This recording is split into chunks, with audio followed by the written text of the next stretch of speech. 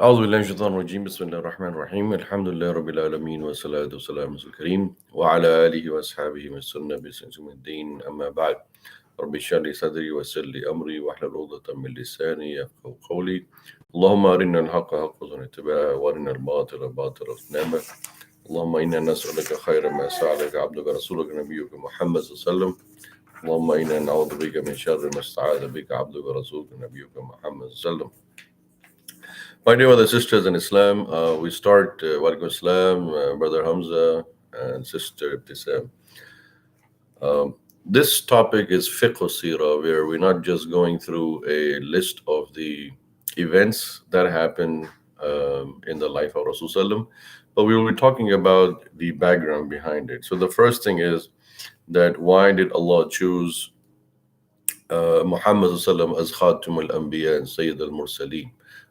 Why is he the last of the prophets? And why Allah chose Jaziratul Arab? اختار جزيرة العرب للدعوة السماوية. The answer for that is that, as you know in the Quran, Allah mentions about the dua of Sayyidina Ibrahim alayhi salam, that he made dua that, O Allah, ابعث فيهم رسولا من أنفسهم يتلو عليهم آياته وزكيهم. So that dua of Ibrahim alayhi salam was answered in the form that in this land, the land of Mecca, land of Arabia, Allah sent a prophet from amongst the Arabs. What is amazing and important to understand is that all the prophets that came before Prophet Muhammad sallallahu, they came for their specific group of people, for their qawm, for their ummah. Walaikum assalam, Sister Seema. Whereas our Prophet Muhammad ﷺ did not come just for the group of people. Rasulullah is not just a prophet for Arabs. He's a prophet for all of mankind. And that is why we understand the universality of Prophet Muhammad ﷺ, that he is a prophet of Allah for all mankind. And Allah subhanahu wa ta'ala chose him from the progeny and offspring of Ibrahim alayhi salam through Ismail alayhi salam. And Ismail alayhi salam was the one who was supposed to be sacrificed, but Allah, saved him and replaced him with a goat or a ram, as we know the story of Ibrahim and Ismail. So he was saved from that. And then also the father of Rasulullah, Abdullah ibn Abdul Muttalib, he was also supposed to be sacrificed because the grandfather of Rasulullah, Abdul Muttalib, had made a vow that he would sacrifice his son for that purpose. And that is why Rasulullah used to call himself that Ana ibn al-Dhabihain. I am the son of two supposed to be sacrificed people. Now, why was Arabia chosen for this last prophet to come towards the end of time? Because, as you know, before the coming of Rasulullah, the Arabs were in tribal warfare in Qaba'il, and they were fighting each other. And there were two superpowers at that time. One was the Faris, Al-Faris with the Persia, and the other were the Romans. And these two superpowers would be fighting with each other, and they would one would win, one time the other. So geographically speaking, the positioning of Mecca was very ideal. It was geographically positioned in the middle, and you have the Faris and the Rome and all of the east and west. So geostrategic positioning of our beloved Prophet Muhammad coming in Mecca was very important. And that is why Arabia was chosen in terms of the coming of the last prophet. Now, the other thing that Allah tells us is the reason why Arabia was chosen, because they were also in a lot of idol worship, worshipping statues and idols and whatnot. So they're doing shirk. So Allah subhanahu wa ta'ala sent Prophet Muhammad for the Aqidah, for the Islah of Aqidah, for the rectification of the belief of this area of land of people. Can you just imagine that there is Kaaba, the house of Allah, and inside the Kaaba there are 360 idols. I mean, you are making tawaf around the Kaaba, but inside you have statues. And they would put, food in front of the statues. They would bow in front of the statues. So Allah subhanahu wa ta'ala sent Muhammad sallallahu alaihi wasallam to clean his house from these statues and clean the area of Mecca. And that is why the da'wah of Rasulullah was based on three basic things: aqidah and tashri' from sharia, shara lakum fi din, Allah says in the Quran, and also in the aspect of akhlaq, to improve the akhlaq. Before the coming of Rasulullah, Mecca was heavily infested with all kinds of what should we say? Mecca was heavily infested with all kinds of disobediences, all kinds of sins. Drinking alcohol was rampant, zina was rampant, women were treated as a commodity. There are mention of riwayat where the Arab men would pull the hair of the woman and drag them on the floor with them. They would treat them like a cattle. Riba was very heavily infested. People would take transactions, financial transactions, and therefore in the financial transaction they would charge a lot of riba interest, composite, that it would compound so much that as it's mentioned in the books, in the riwayat, that if the grandfather took out a loan, the grandson would continue to pay back the loan the grandfather had taken, the principal amount. So riba was used as a way of exploitation. People who had money in Mecca, the great merchants and the big traders and business, they would enslave the people through riba, because there's, if you owe somebody money, you can't go against them. You can't even say a truth in front of them, because they slap you on the face that, hey, give me my money back. You have my loan, my money. So this was there. And then, like I said, drinking of khamr and gambling was very rampant. Magic and sorcery was rampant. People were applying spells on it. These were the ahwal before the ba'sa of Rasulullah sallallahu alaihi wasallam. Before the coming of Muhammad sallallahu alaihi wasallam, the conditions of Mecca, the condition of the society, the culture, the mu'amalat of the people were these things. Everything was there. Corruption was rampant. Bribery and magic and sorcery, language, degradation of the society in terms of akhlaq. Akhlaq was very bad. And on top of that, the icing on the cake was they were warriors, warmongers, the tribal, the qaba'il of the Arabs at that time. They would fight on little petty issues. Like one of the narrations say that two people would have the rooster, and so the rooster is fighting, and so one rooster beats the other one. So now the owner of the two roosters, they start fighting each other, and because of that, then the qaba'il, their tribe, get involved in it, and then the tribal warfare goes on, so much so that the narration would say that they would continue to fight for 40 days. And what was the fight start off with? With just a little petty issue of two roosters fighting each other. Of course, by no means this is a way of defaming the Arab culture or Arabs, or this is no way of disrespecting or insulting or humiliating the Arab culture, but rather these are information that the ulama have gathered to show the ahwal of the jaliyah, the conditions of the society. What was the society? What the society had become before the coming of Rasulullah, before the coming of Rasulullah. They were good people. Of course, it does not mean that everybody was bad, but the good were not doing amr bil ma'ruf. The good were not stopping the bad from doing the bad. And so they were all part of it. And so obviously when the good stops saying anything, then the bad will continue and will exponentially grow and will be, totally portrayed in the society as that, and the good people will be marginalized, they'll be on the side. So before the coming of Rasulullah, these were the conditions, and Allah subhanahu wa ta'ala sent Rasulullah as a mercy, not just for the Arabs of Mecca and the people, the Ahlul Mecca, but as a mercy to all human beings and all the worlds, because when he came, Obviously, first 40 years he was growing up over there, but when he came to remove this darkness, dhulm, the injustices, and injustice brings darkness.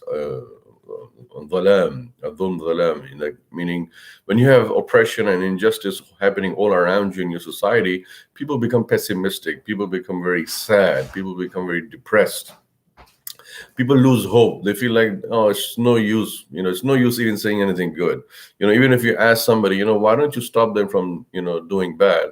They would say, oh, it's no use. It's hopeless. It's a gone case. And it's amazing that we are today, we as Muslims, we are in the same predicament. Whatever the condition of Mecca was before the coming of Rasulullah is exactly the condition of the whole world today.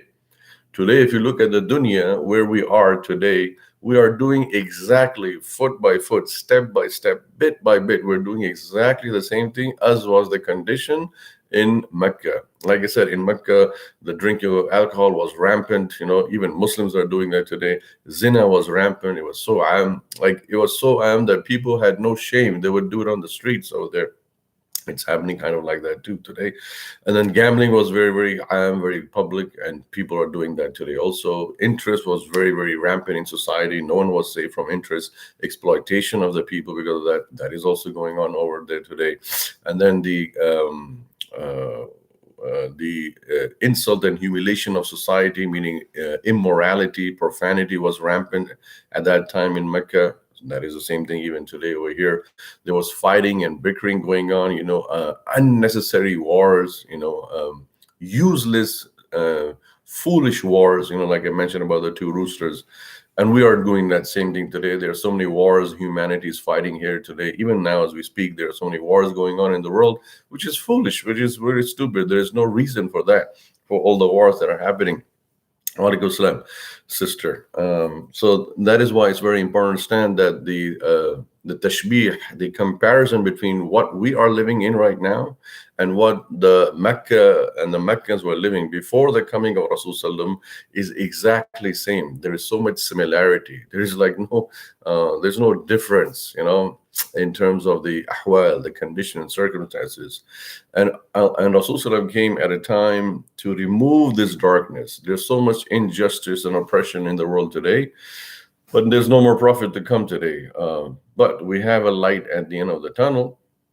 And the light at the end of the tunnel is that Imam Mahdi is supposed to come, as Rasulullah informed us, that Imam Mahdi will come from his family towards the end of time, and he will bring about a change amongst the people.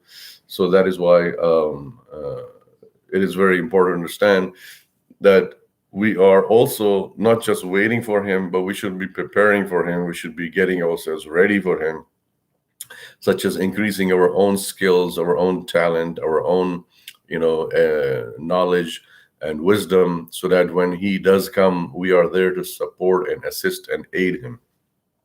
If you look at it, the way all the prophets of Allah came, the prophets alone single-handedly could not change the society. They didn't have some kind of a magical wand or magical stick that would just touch people and the society change.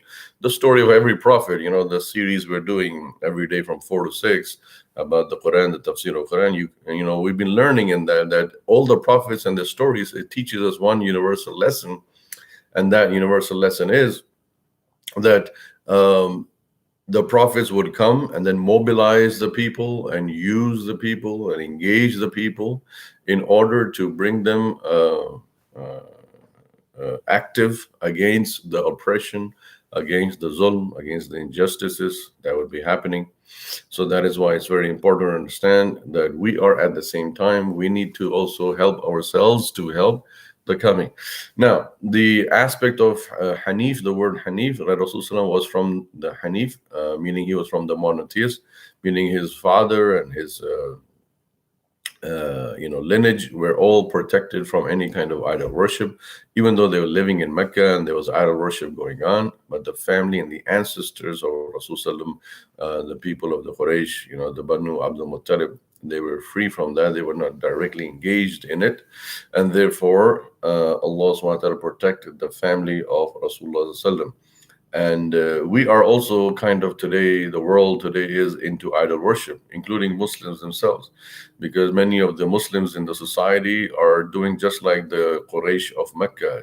They have these statues and idols. We may not have our own statues and idols in homes, but we are giving importance, we are eulogizing or revering, respecting certain entities in our society. And the biggest thing that we are doing right now in the world is that there are 57 Muslim countries, and none of them are on the path of the deen of Muhammad Sallam. No one of them is following the seerah of Rasulullah. The whole purpose of learning seerah is that, look, the message that Rasulullah brought and wanted to implement, which he did and established it, and then it got, swayed and deviated by the people. That message is not there applicable today. None of the 57 Muslim countries in the world is implementing anything. They're doing bits and pieces here and there, different Muslim countries. I don't want to name any country, but you know better what I'm talking about. That if you look at every country, it's just picking and choosing from the life of Rasulullah and implementing what fits their wish and whim and desire. But 100% totality is not being done, which is why the predicament we are in, the dilemma we are in today, and as Muslims, that we are facing this calamity, this pandemic, this waba, is also a sign of our a'mal. We have not been sincere to Allah subhanahu wa ta'ala. We have not been sincere to Muhammad sallallahu. And that is what the concept of Fiqh of Seerah. This class is about fiqh. Fiqh means the jurisprudence, the deep understanding of why the events happen and what happened in that aspect. So we see that his coming was a way to bring about, to reinforce the previous prophets' messages, and also bring about a change in society, to remove people from man-made worship and bring them to the worship of Allah subhanahu wa ta'ala. And that is why it is very important to understand that we today should be by learning seerah, we should be implementing what Prophet Muhammad sallallahu alaihi wasallam brought to us from the message of Allah subhanahu wa ta'ala, so that we are also in that same aspect.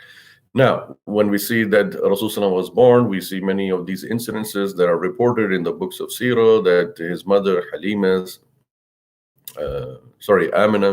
his mother Amina saw a dream that a star comes out of her stomach and goes up to the skies and illuminates the whole sky. And then when she told that dream to the people around in Mecca, the learned people, they said that this is a good sign. It's a good dream that your progeny, your offspring, your child that would come in this world. At that time, she did not know who will come, a boy or girl, but that was the message, that your child will be a big blessing for the whole world and mankind. Brothers and sisters, just think about it. Many of you are mothers. What kind of honor it is for Amina, that her son is the Khatam al-Anbiya and Sayyid al-Mursaleen. Every mother, when she goes through the pains of labor, she's making dua that, oh Allah, this child that is coming through so much pain and suffering, oh Allah, make this child a source of coolness for my eyes. Every mother, because we as men, we don't really realize the difficulty and pain that women go through, mothers go through. So obviously Allah has chosen women as a very high maqam. Allah has made women, the mothers, the torch bearers of humanity in this world.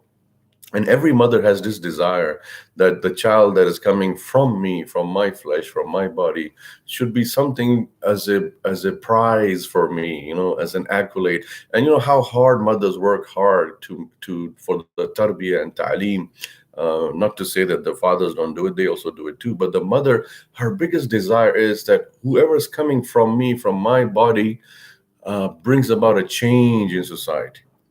And just imagine how blessed and how beautiful Amina is, and how will she be on Yawm al-Qiyamah, on the Day of Judgment, when she will see all these people. This is the whole ummah of my son. Amina, she will say that this is all from my son, Muhammad. Allahu Akbar. Because she did not live long enough to see that. Many of you are mothers.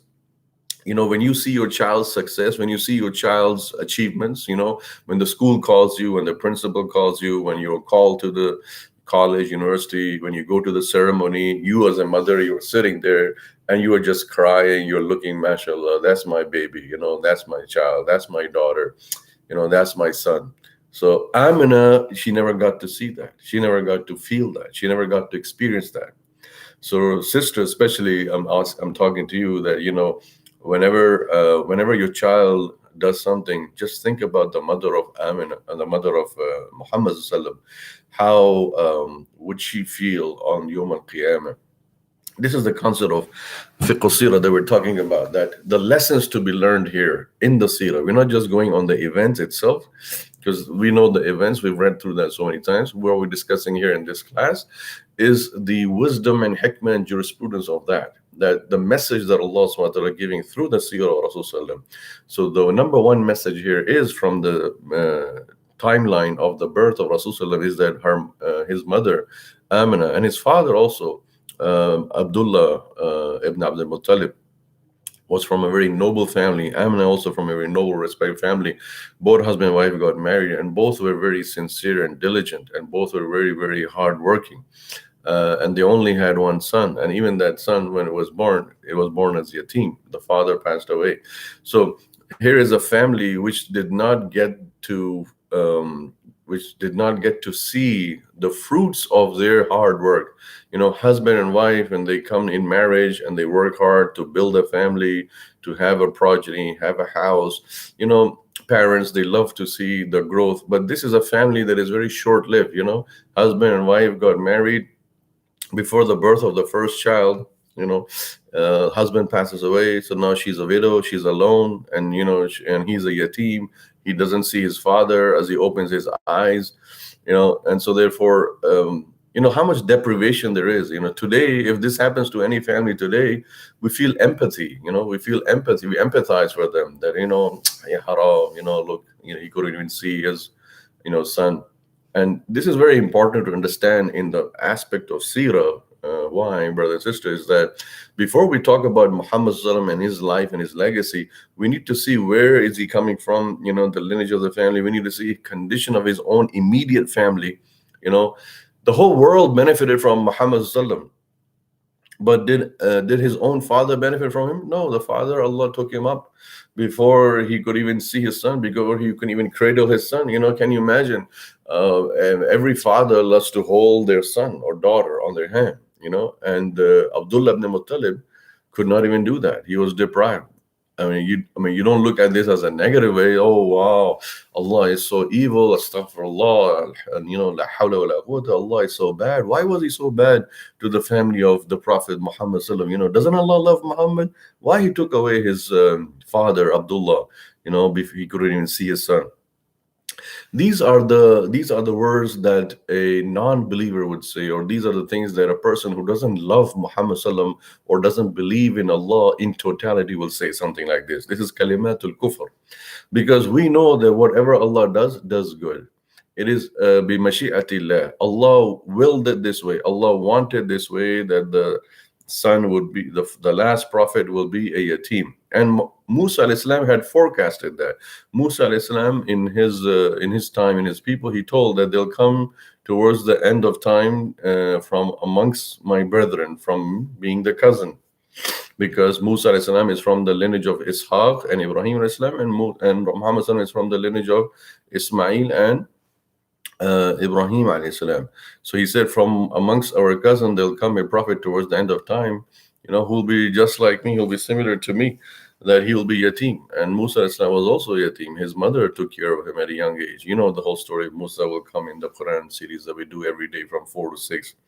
And that's why today also we're going to be doing from 4 to 6 the detail of the Quran. So that's so here we understand is that when we look at these events, the birth of Rasulullah, him being an orphan, his father passing away, his mother also passing away when he was 6 years old. So the mother only got to see little baby Muhammad for 5-6 years.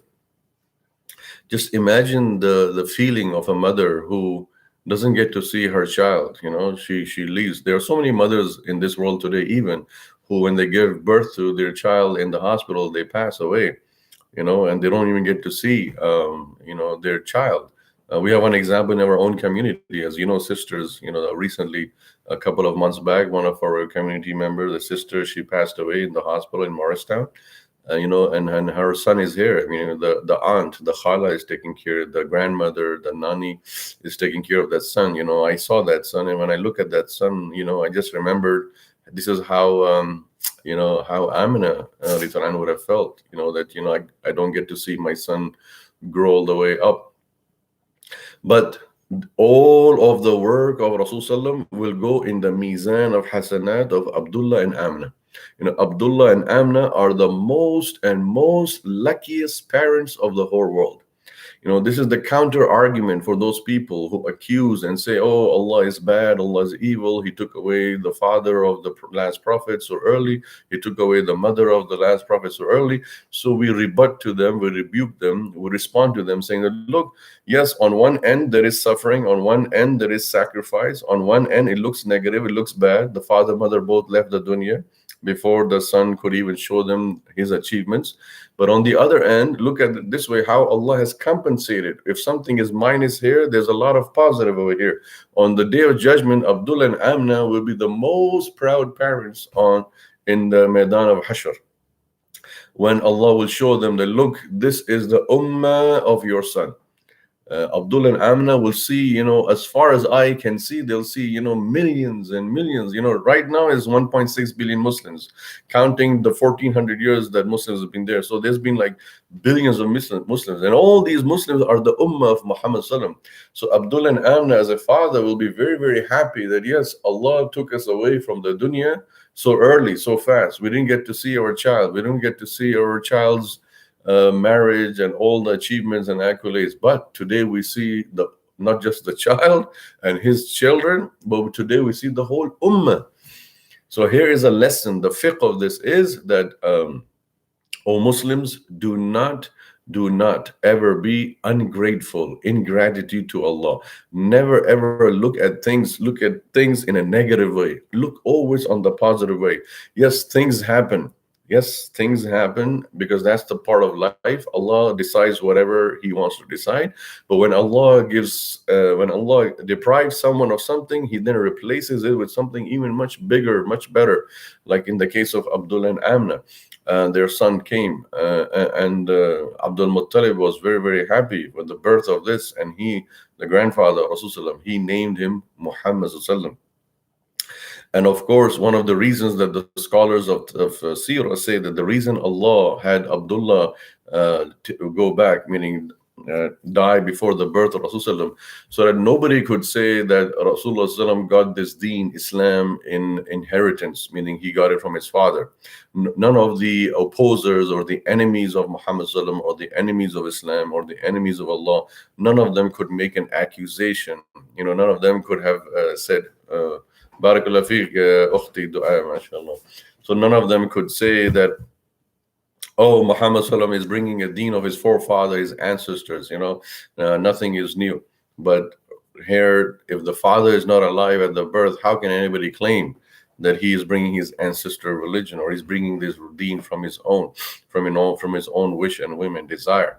So that is why it is important to understand that the hikmah, the wisdom behind Prophet Muhammad Sallam being born as a yatim, as an orphan, was that nobody can accuse that he brought this religion, he just copy and pasted from his ancestors, his forefathers, because the father was never alive. The other thing is to show that the one who's yatim, this is also from the Fiqh of Seerah, the other thing to learn that why Rasulullah was born yatim is to show that the one who's deprived, who's mahroom, not having a father, growing up in your life, not having a father is a big, big deprivation. You feel sad, you feel depressed. Every child wants to see their father. Every child wants to play with their father. And, that's why, he didn't have that. So he was deprived. So he was the one who could feel the pain and agony and suffering. When you are deprived of things, your whole psyche, your whole mindset is full of sympathy, empathy, softness, gentleness, generosity. It's a common nature. It's a psychological thing. If you talk to psychologists, psychiatrists, who deal with the human psyche, they'll tell you most of these patients who come who are in that context because they've either lost something in their life. But here's Rasulullah, who, in spite of losing his parents at a early age, he showed positivity. He did not show just depression and sadness and grief. He did not go on a pessimistic tirade or being negative, but rather he came out as positive. And because he knew the meaning of deprivation, so he adopted everybody. Whoever would come to him, I mean, he was so nice, so gentle. You know, Allah talks about in the Quran, وَمَا أَرْسَلْنَاكَ إِلَّا رَحْمَةً لِلْعَالَمِينَ. He was so soft-hearted, so gentle-hearted that anyone with pain would come to him, he would start crying for them. You know, he would start feeling for them. He had a feel for the pain. And that is what the scholars of Seerah say, that, you know, the hikmah, the wisdom behind the Prophet being a team is that you feel the pain of everyone, anyone, whether they are deprived of father, or they're deprived of resources, or they're deprived of anything, or any luxuries of the world. Any deprivation brings about misery. So here is a man who is the leader for the whole mankind, whole world, and he knows how to touch people's heart whenever people would come to him. You know, the famous incident of Bilal ibn Rabah, you know how, you know, it's mentioned in the books of Seerah, and we've done that so many times, that, you know, he accepted Islam from Rasulullah because of an incident that happened between Muhammad and Bilal ibn Rabah. And that incident shows the empathy and the feeling of pain that Rasulullah had for people. Because when he first, you know, spoke to Bilal, and Bilal was, you know, he was very, very, you know, sad and depressed and crying. So Rasulullah asked him, you know, what is the matter? Why are you crying? You know, Rasulullah could not see anybody cry. This is our Prophet Muhammad Sallam. We could not see anybody cry. Anybody crying, he would become worried, concerned, and immediately want to remove their pain. So Bilal ibn Rabah was crying, and Rasulullah asked him, what makes you cry, O Bilal? This is in the time, early days, when Rasulullah was just early message of his da'wah prophet. So Bilal ibn Rabah did not know who is this man, because remember, the first year the da'wah was sirriya, as we will cover in the future chapters. The da'wah was secret. You know, it was not publicized, marketed out on the streets of Mecca. So Bilal did not know who this man is, but he knew that he is Muhammad ibn Abdullah ibn Abdul Muttalib. So he asked him, why are you crying, Bilal? Bilal said, you know, Muhammad, my master, you know, I'm a slave, and my master is very, very cruel, you know, very unjust. He wants me to crush these, the seeds, or the, you know, to make flour, you know, to make that, you have to grind that. So he would be, Bilal who would be grinding that, and he would get tired. Then during the daytime, he would go work in the field, you know, work for the master, and the nighttime he's doing this. So he said, I don't get sleep. You know, I don't get any respite. My master is so hard, and then he doesn't give me enough food and doesn't give me clothing, and he treats me very miserably. Now here's the good part of the story of Seerah. You know, this is Muhammad Sallam. He is already a prophet. He could have said, you know, I got tons of things to do. I'm a prophet of Allah. I'm a prophet for whole mankind. I gotta go do da'wah. But he finds time. Muhammad Sallam finds time out of his busy schedule, and he comes at nighttime to Bilal's place, you know, where Bilal is, and he says, Bilal, you sleep tonight. I will do it. And Bilal doesn't know he's a prophet of Allah or anything. He said, he's just a normal human being. He said, oh, you will do it? Okay. So Bilal, he slept the whole night. And whole night, Muhammad Sallam is grinding that all to make the work of Bilal easy. When Bilal woke up in the morning, he saw Muhammad Sallam still doing it, and he said, look, I've done your job. At least you rested one night. Bilal was so exuberated. He was so happy. He's like, wow, I finally got rest, a full night's sleep, you know. This is like the best way to relate this is to mothers. You know how mothers, when they are new mothers, like newborn baby, and the newborn baby makes you wake up all night, it's crying. Imagine, you know, many mothers have gone through that. Some may not have, because especially if you were a mother of a colic baby, I know very well, because my first child was like that. And we had many sleepless nights. And, you know, if someone comes to a mother, someone comes to you and says, you know, here, give me your child, you go sleep tonight, take rest. I will take care of your baby for tonight. How will you feel as a mother? You feel like you want to kiss their hand, or, you know, hug them, that you have provided relief to me, the biggest relief. That is how Bilal felt. And this was not just one night that Muhammad did with Bilal. It is mentioned in the books of Seerah, 3 nights, 3 consecutive nights, Muhammad ﷺ came and did that to Bilal. After the 3rd night, Bilal anhu, he asked, who are you? Why you come here? Why are you helping me? Why are you doing this my work for me? You know, what have I a relationship with you? Well, what do you want from me in return? And Rasulullah said, nothing. And he said, who are you? He said, I am a prophet of Allah. I'm a Nabi of Allah. I am Muhammad sallallahu alaihi wasallam. And Bilal was shocked. He was like just stunned. You're a prophet? What? Yes, I'm a prophet. I've come the message of La ilaha illallah, Muhammad Rasulullah. We don't worship idols. We don't worship statues. We don't do any shirk. Immediately Bilal said, Ashhadu an la ilaha illallah wa ashhadu Rasul. Subhanallah. This incident has the whole crux of the seerah of Rasulullah. That look, Rasulullah came as a bushra, as a good news, as a reliever. He relieved Bilal for 3 consecutive nights. And Bilal didn't even know who he was. After the work was done, he just asked, Bilal asked, Rasulullah did not say, mind you, in this incident, there's a reason, hikmah, wisdom. Rasulullah did not say, hey, Bilal, I did this work for you 3 nights. You know, I was sweating. I'm tired. Can you now accept my deen that I brought? Can you become a Muslim? No. Rasulullah was quiet. He was about to leave. Bilal stopped him. You know, who are you? Why are you doing this? What's the reason? Even then, he did not say, I did this for you, Bilal, because so you accept me as a prophet. No, he just simply told him, I am who I am. This is what my message is. This is why I've been sent as a God. God has sent me. And he did not even say anything to Bilal. And Bilal himself accepted, Ashhadu an la ilaha illallah Rasulullah.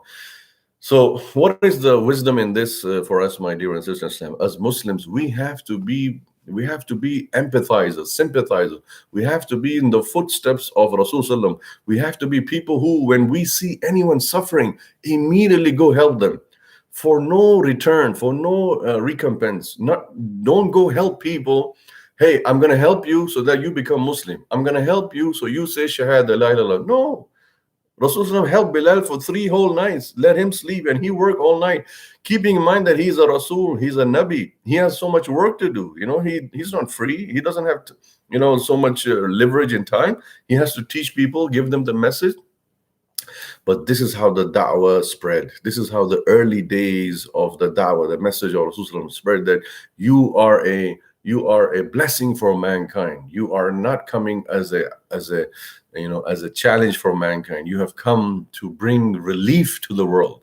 Relief. You know, that's why the best phrase about Muhammad sallallahu alaihi wasallam is, and if you want to write it down, you can write it down. This is the phrase and slogan that somebody made for Rasulullah, one of the Seerah writers: the orphan who came to adopt the world.